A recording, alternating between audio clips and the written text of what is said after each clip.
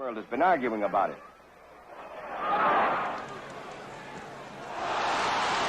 Get in the shot that will finish things in. Oh, the uppercut. What an uppercut by. Everybody stop it! Whoa! Fury! And if I could, before I get started on the video today, please hit the like button and comment. And above all, please subscribe. Thank you so much for watching, and let's get started. Welcome back to Fantasy Fights. This time we're going to take a look at how good was Ike Ibeabuchi. He was a heavyweight contender in 1997 to 1999. He had a 20-0 record. He stood 6'2", 244. He defeated two top contenders. Both of them were undefeated at the time.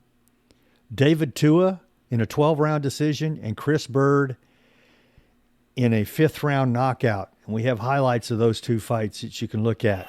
And his opponent across the ring, fighting out of the red corner, wearing black, trimmed with white, weighing 244.5 pounds. He comes to us from Dallas, Texas, and his professional record also perfect. 19 bouts, 19 victories, 14 by knockout. And tonight, it's all on the line. Ladies and gentlemen, presenting the undefeated Ike, the President, Ibeabuchi.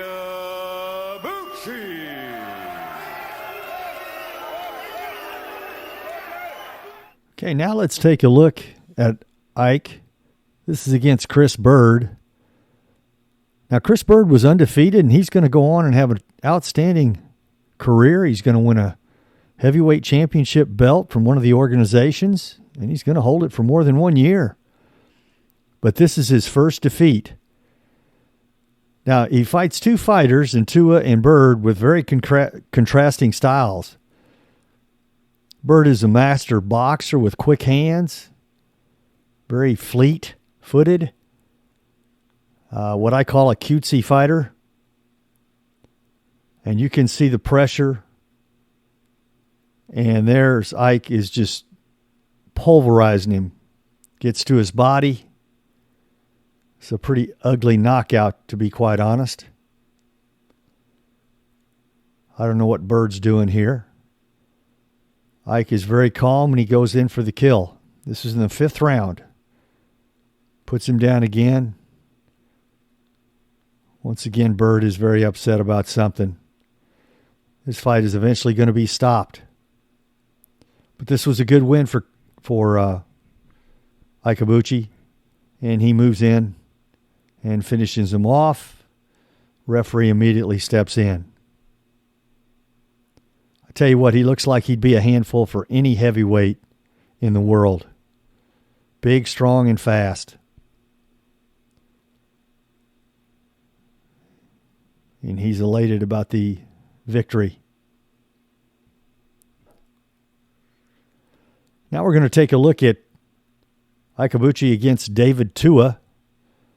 This fight actually broke the CompuBox record for most punches thrown in a fight.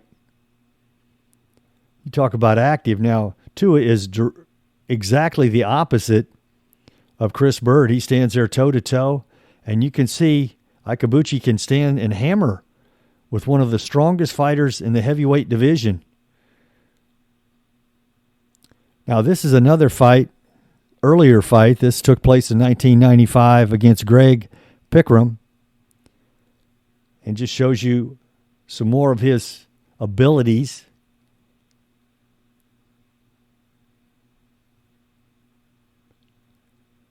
Goes to the body, stays low, much like Tyson. Explosive, quick, fast. It's got the whole package.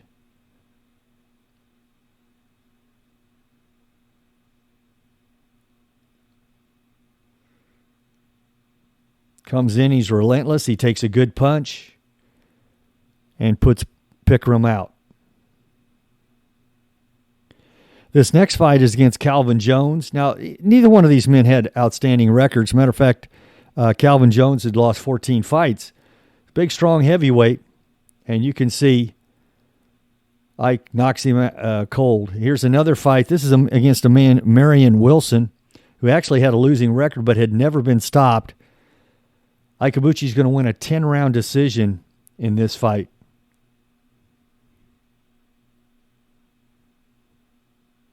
And now let's look at Ike Ibeabuchi's strengths and weaknesses. He had a strong jab, left hook, explosive hands, stayed low, as you could see, tremendous body puncher, and he takes a solid shot. His weaknesses, obviously his out-of-ring antics killed a great career. We'll get into that here in just a little bit, but he had trouble with law enforcement. Okay, now we're going to take a look at the fighters that are ranked below Ike. In other words, Ike Ibeabuchi would be ranked ahead of these fighters. Chris Bird and David Tua, he obviously beat. They were top contenders. I would put him ahead of Tommy Morrison, the Duke from Oklahoma, because of his power and chin, superiority. I would also put him ahead of the heavyweight champion, Michael Moore. He's just too strong. Also, I'd put him ahead of John Ruiz. He has hand speed and power. I'd take him over Corey Sanders, another top contender in the 2000s. Beat Vladimir Klitschko because of his varied attack, and also ahead of Hasim Rahman. Now, these are the fighters I'd put ahead of Ike that I've seen.